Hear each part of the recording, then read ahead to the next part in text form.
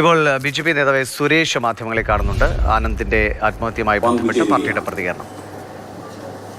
ദൗർഭാഗ്യകരമായിട്ടുള്ള ഇത്തരത്തിലുള്ള വിഷയങ്ങൾ രാഷ്ട്രീയ പ്രചരണത്തിനായിട്ട് ദുരുപയോഗം ചെയ്യുന്ന നീചമായ സമീപനങ്ങൾ മുഖ്യധാരാ രാഷ്ട്രീയ പാർട്ടികളും ഉത്തരവാദിത്തപ്പെട്ട മന്ത്രിമാരും നേതാക്കന്മാരും അവസാനിപ്പിക്കണമെന്നാണ് BJPക്ക് അതിനെ സംബന്ധിച്ച് പറയാനുള്ളത്. ആനന്ദ് ഒരു കാലഘട്ടത്തിലും BJPയുടെ പ്രവർത്തകനായിരുന്നില്ല.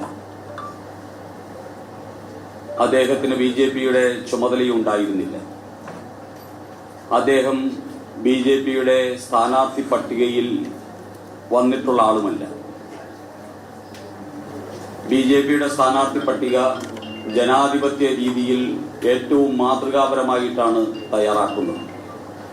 അതിനെ സംബന്ധിച്ച് ഇന്നലെ പാർട്ടിയുടെ ജില്ലാ അധ്യക്ഷൻ കേരള സമൂഹത്തിനോട് വളരെ വ്യക്തമായിട്ട് പറഞ്ഞു കഴിഞ്ഞു. ഞങ്ങൾ താഴെ തലത്തിൽ, വാർഡ് തലത്തിൽ ഞങ്ങളുടെ പ്രവർത്തകർ ഒരുമിച്ചിരുന്ന് തയ്യാറാക്കുന്ന ലിസ്റ്റാണ് മണ്ഡലം തലത്തിലുള്ള സ്കൂട്ടിക്ക് ശേഷം, ജില്ലാ തലത്തിലുള്ള വിലയിരുത്തലിന് ശേഷം സംസ്ഥാന അധ്യക്ഷന്റെ അനുവാദത്തോടു കൂടി പ്രഖ്യാപിക്കുന്നു.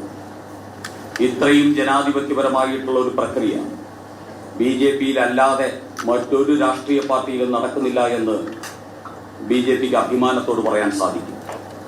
അത്തരത്തിലുള്ള ഒരു പ്രക്രിയയിലും ആ യുവാവിന്റെ പേര് വന്നിട്ടില്ല.